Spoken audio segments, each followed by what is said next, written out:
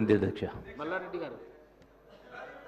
మల్లారెడ్డి గారు నేనే కదా సార్. మల్లారెడ్డి అంటే మీరే కదా. ధన్యవాదాలు అధ్యక్ష. రెండు విషయాలు చెప్తా అధ్యక్ష. ఒకటి, ప్రభుత్వానికి గవర్నమెంట్కు 1100 కోట్లు లాభం వచ్చేది చెప్తా అధ్యక్ష.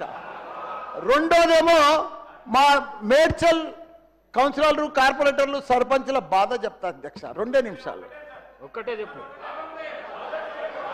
1100 కావాలా? 1 నిమిషంలా. నువ్వు నంబర్ 1 మినిస్టర్ అన్నా, నువ్వు మా ఇన్ఛార్జ్ మంత్రివి, నీకే చెప్తున్నా, మా ఇన్ఛార్జ్ మంత్రి అని చెప్తున్నా. అదే రెండోది చెప్తాను. ఒకటి, మా అన్ని మాకు దిష్టి తగిలిందా ఏం తగిలిందో మా మేడ్చల్ నియోజకవర్గానికి 61 గ్రామాలు పోయి అన్ని మున్సిపాలిటీలు అయినాయి. 3 కార్పొరేషన్లు ఉన్నాయి, 7 మున్సిపాలిటీలు ఉన్నాయి.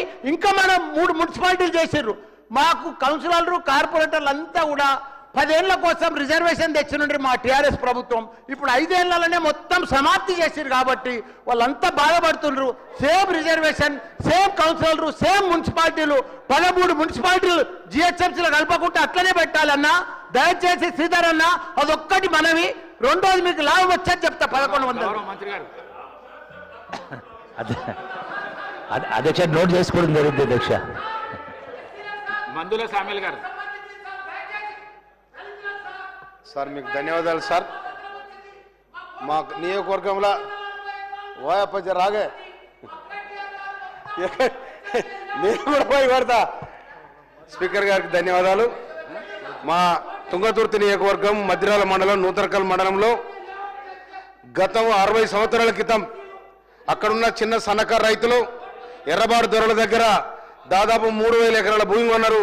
ఇంతవరకు వాళ్ళు పట్టాలు లేవు, ఏం లేవు, చాలా ఇబ్బంది పడతా ఉన్నారు. కనుక వారి పట్టాలు చేయించాలని మనం చేస్తా ఉన్నాం. అదేవిధంగా ఎస్ఆర్ఎస్పి కాలువలు ఎత్తున్న అన్నిటి కూడా లైనింగ్ చేయాలని, ఇప్పుడు వచ్చే నీళ్ళు కూడా వృధా పోతా ఉన్నాయి లైనింగ్ లేకపోవడం వల్ల.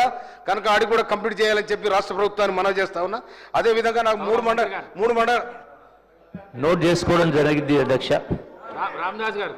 రామదాస్